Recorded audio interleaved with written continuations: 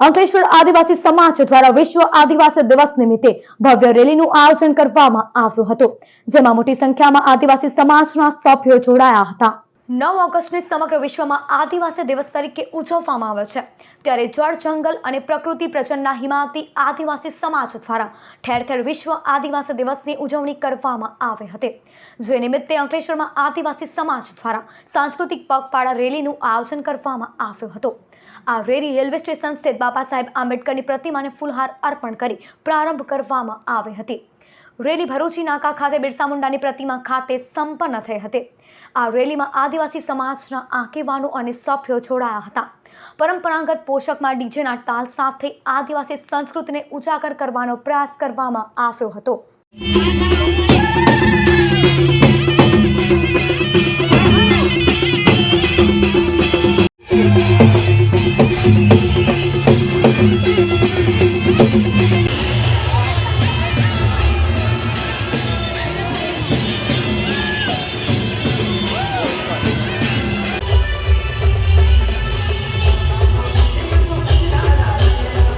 नवमी August विश्व आदिवासी दिवस એટલે સંસ્કૃતિ અને પ્રકૃતિનું પૂજન કરવાનો દિવસ એક અમને 9મી ઓગસ્ટ આપવામાં આવ્યો છે।